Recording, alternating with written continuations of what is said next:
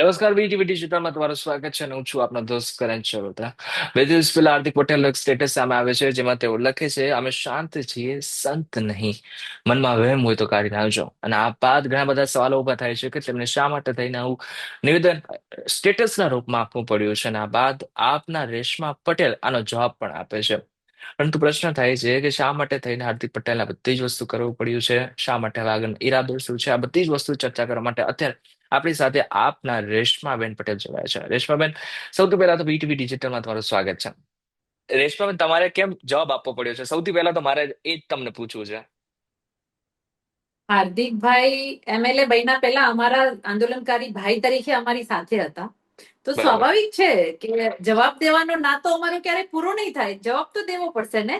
જ્યારે જ્યારે એવું લાગશે ત્યારે અમે જવાબ ભૂતકાળમાં પણ દીધેલો છે, વર્તમાનમાં પણ દઈએ છીએ અને ભવિષ્યમાં પણ દેશું. જવાબ દેવા પાછળનું કારણ એક જ છે કે હમ. અમને ખબર છે, અમે એમને ઓળખીએ છીએ.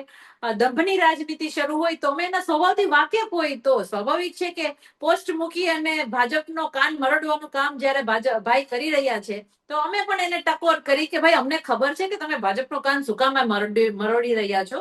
કારણ કે આજકાલ ભાજપમાં મંત્રી પદની બધી ફેરબદલની વાતો ચાલી રહી છે, તો ભાઈને એવું હોય કે ભાઈ હું પણ ક્યાંક ખૂણામાં બેઠો છું તો જરાક મારી તરફ પણ નજર નાખજો. આવું કહેવાનો ભાવાર્થ એનો પોસ્ટ ઉપરથી સાબિત થાય છે કે જે ભાજપને કહેવા માંગે છે. એટલે અમે પણ ટકોર કરી કે અમને ખબર છે કે તમે આવી પોસ્ટો શું કામે મૂકી રહ્યા છો. બરાબર છે. રેશમાબેન, આમ જોવા જઈએ તો તમે હાર્દિકભાઈને 2015 એના કદાચ એના પહેલાથી ઓળખો છો, રાઈટ? તો કદાચ એમની સાથેનો સંબંધ તમારો ઘણો જૂનો છે, મિત્ર તરીકે પણ રહેલા હશે. પરંતુ આ બધાની વચ્ચે જો અત્યારે જોવા જઈએ તો ભાજપમાં ભળ્યા બાદ હાર્દિક પટેલ અને 2015 ના હાર્દિક પટેલ શું ફરક લાગે છે?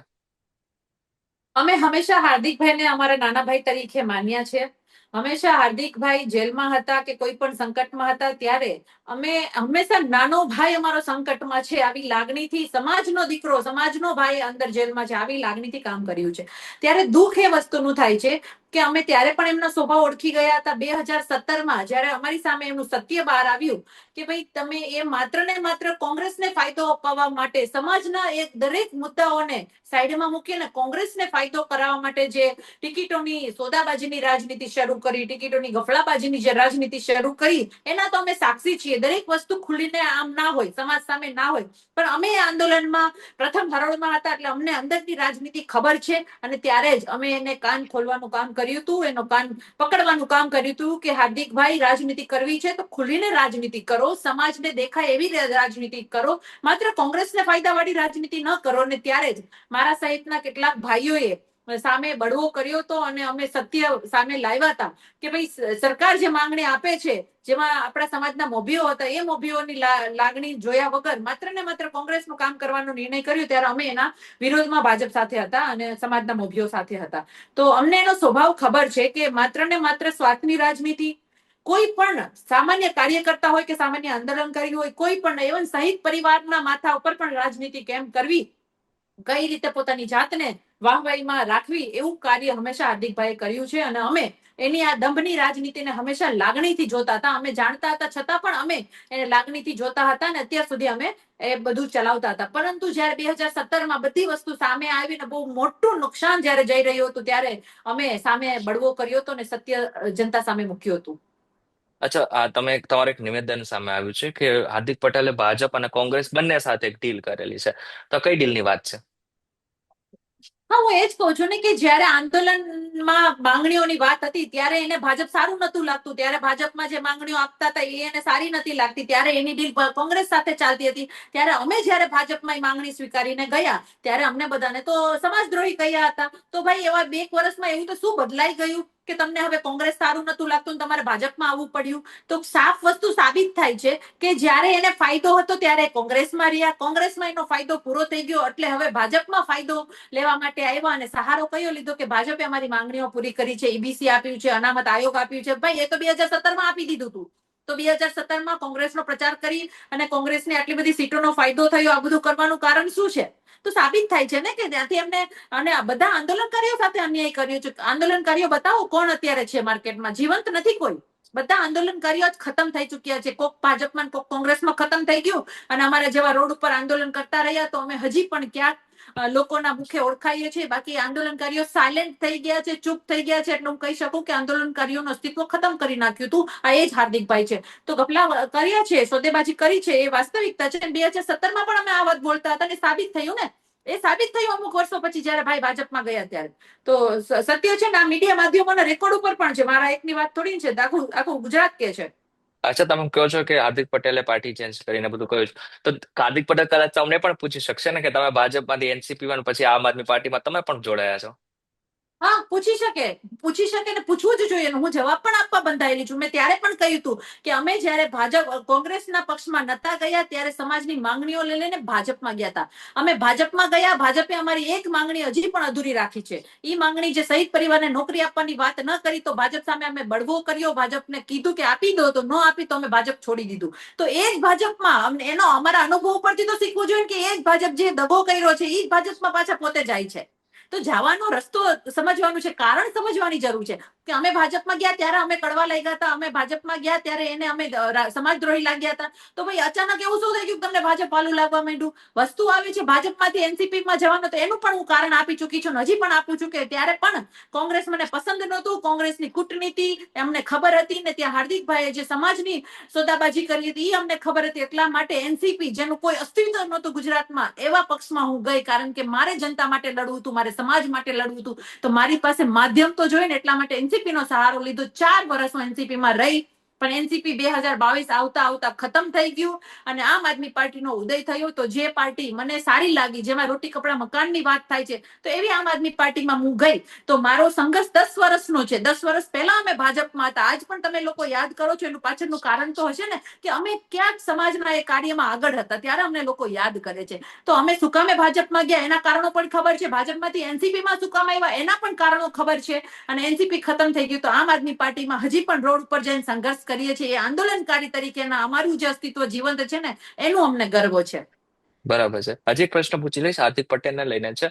આમ જોવા જઈએ તો હાર્દિક પટેલ એમ અત્યારે ભાજપમાં છે અને ઘણા એમ લોકો પણ કહે છે કે હાર્દિક પટેલ ભાજપમાં છે એ સારું છે, અને ઘણા બધા લોકો એવા પણ છે કે જે લોકો એમ કહે છે કે હાર્દિક પટેલને ભાજપમાં ક્યારે નહોતું જવું જોઈતું. પરંતુ તમને એવું લાગે છે કે હાર્દિક પટેલ ભાજપમાં ગયા એ બાદમાં ખરેખર ભાજપને ફાયદો થયો છે? જો હાર્દિકભાઈ ભાજપમાં ગયા છે, સાચું છે ખોટું છે એવું તો મેં ક્યારેય નથી કીધું. હું એવું કહું છું તમારી નિયત ખોટી છે. તમે રાજનીતિ કરો તો ખુલીને કરો ને. અમે જયારે ભાજપમાં ગયા હતા ત્યારે હાર્દિકભાઈને તકલીફ હતી. ઈબીસી આપી દીધું ભાજપે, આયોગ આપી દીધું, ત્યારે ભાઈને તકલીફ હતી. ત્યારે તો એ કોંગ્રેસના ગુણ ગાઈ રહ્યા હતા. અને પછી અચાનક જ એનું આત્મ પરિવર્તન થાય છે, એનું વિચાર પરિવર્તન થાય છે અને ભાજપમાં આવે છે. તો માણસની નીતિ તો જોવી પડે ને. સવાલ અમે એના ભાજપમાં ગયા એનો ને, સવાલ અમે એની નીતિ ઉપર ઉઠાવીએ છીએ કે તમે જે અનૈતિકતા વાપરી છે, તમે સમાજના આંદોલનને જે અનૈતિક રીતે ખતમ કરી દીધું હતું, એના ગુનેગાર હાર્દિકભાઈ છે. કારણ કે હાર્દિકભાઈને સમાજના અને પાટીદાર આંદોલનના મુખ્ય ચહેરા તરીકે અમે બધાએ એક્સેપ્ટ કર્યા હતા. ભાઈ જેલમાં હતા ને ત્યારે પણ આ આંદોલનકારીઓ જેટલા પણ આજ ભલે નથી દેખાતા, એ દરેક આંદોલનકારીએ હાર્દિકભાઈને જીવંત રાખવા માટે સભાઓ ગજવી છે. એના નામને સભાઓની શરૂઆત એના નામથી થતી હતી. બેનરોમાં હાર્દિકભાઈને જીવંત રાખવા માટે પોસ્ટરો લગાડ્યા છે. કોના માટે? અમે સ્વીકાર્યું હતું કે હાર્દિકભાઈ અમારા માટે આગેવાન છે. પણ જયારે આગેવાન ખોટું કરે ને ત્યારે બોલવાનો અધિકાર પણ અમારો છે, કારણ કે અમે જેલમાં રહીને આવ્યા છીએ. 21 દિવસ સુધી આમરણનો ઉપવાસ મારા આ ભાઈઓને છોડાવવા માટે મેં કર્યા હતા. તો હું હકદાર છું. હું ભાજપમાં શું કામે ગઈ એના કારણો પણ છે અને એ કારણો સાબિત થતા વાર લાગી કે અમે સાચા હતા. પણ થયા તો ખરા ને. ભાઈ ભાજપમાં ગયો ત્યારે હાર્દિકભાઈ ભાજપમાં ગયો એટલે અમે સાચા હતા એ સાબિત થઈ ગયું કે ભાઈ અમે સાચા જ હતા. ત્યારે પણ એને ખાલી કોંગ્રેસનું કામ કરવું હતું. તો કહેવાનો મતલબ એટલો જ છે કે જયારે અમે સાચી દિશામાં હાલીએ છીએ, તો જયારે હાર્દિકભાઈ કંઈક ખોટું કરશે તો અમે એને બોલી શકીએ છીએ. અમે એની નીતિ ઉપર હંમેશા સવાલ ઉઠાવ્યા છે અને ઉઠાવતા રહીશું. કારણ કે આંદોલન એક ખૂબ મોટી ક્રાંતિ હતી અને એ ખૂબ ક્રાંતિને એને માત્ર કોંગ્રેસના હાથમાં વેચી દીધી. તો દુઃખ તો બધાને થવાનું છે ને. આજ પણ એ આંદોલનકારીઓમાં જે ઓમાઈ ગયા છે આંદોલનમાં, એ દીકરાઓને ક્યાં ન્યાય આપ્યો છે? બોલે. હાર્દિકભાઈ સાચા હોય તો ભાજપમાં રહીને બોલે. અમે ક્યાં ના પાડીએ છીએ? બોલો, માંગો, માંગણીઓ પૂરી કરાવો. કેમ બોલતા નથી? આયોગ અને નિગમ આજ બનાવી તો દીધા છે પણ ખાડે ગયા છે. કોઈ ચેરપર્સન નથી. કેમ બોલતા નથી? બોલો, બોલવું જોઈએ ને. તો સવાલ એ છે કે જયારે તમે રાજનીતિ કરો છો પણ તમે જનતાલક્ષી કરો ને, તમે સમાજલક્ષી કરો. માત્ર તમે વ્યક્તિ વિશેષની પોતાના વ્યક્તિની રાજનીતિ કરો છો તો એનો તો અમે વિરોધ કરીશું ને. કારણ કે મોટા ભાઈ મોટા થયા છે તો અમારી સૌની મહેનત છે. બરાબર. એક છેલ્લો એક પ્રશ્ન પૂછી લઈશ તમને. આમ તમે પોતે આમ આદમી પાર્ટીમાં છો. હવે તમે ભાજપ, કોંગ્રેસ આ બધાની ટીકા કરી રહ્યા છો, છતાં તમને એવું લાગે છે કે આગળના સમય અગર આમ આદમી પાર્ટીની સત્તા આવે છે તો તમારા જેટલા બધા જ પ્રશ્નો છે એ સોલ્વ થઈ જશે? હા, પૂરો વિશ્વાસ છે. એક વસ્તુ સમજો કે અમે કામની રાજનીતિ કરીએ છીએ, રોટી કપડા મકાનની રાજનીતિ કરીએ છીએ. આમ આદમી પાર્ટી માટે અમે કોઈ એવી વાત કરી જ નથી કે અમે કામ નહીં કરીએ. અમે હંમેશા લોકોના પ્રશ્નોના નિરાકરણ માટે કામ કરીએ છીએ, ચાહે કોઈ પણ સમાજ હોય, પાટીદાર સમાજ હોય કે અન્ય સમાજ હોય. તો દરેકના પ્રશ્નોને લઈને અમે કરીએ છીએ. પણ કારણ એ છે કે ભાજપ સરકારના રાજમાં જે ખોટું કામ થયું છે, તો એનો પ્રશ્નનો નિરાકરણ તો ભાજપે કરવું જોઈએ ને. સત્તા ઉપર છે, કેમ નથી કરતી? અને ત્યારે વિરોધમાં કોંગ્રેસ હતી.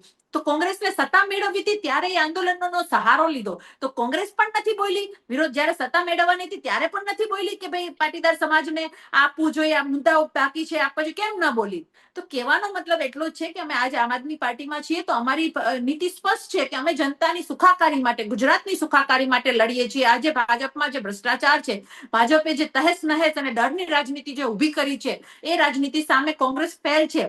30 વર્ષના શાસનમાં કોંગ્રેસે એક વખત પણ જનતાના પક્ષમાં રહીને વિરોધ પક્ષનું કામ નથી કર્યું. ત્યારે આજે ગુજરાતની જનતાએ આમ આદમી પાર્ટીને મજબૂત વિરોધ પક્ષ તરીકે એક્સેપ્ટ કર્યું છે. ભલે અમારી પાસે 4 ધારાસભ્ય હોય છતાં પણ અમે વિરોધ પક્ષ તરીકે મજબૂત છીએ અને કોંગ્રેસ હજી પણ પર્યાણ ને વિચાર જ કરી રહી છે.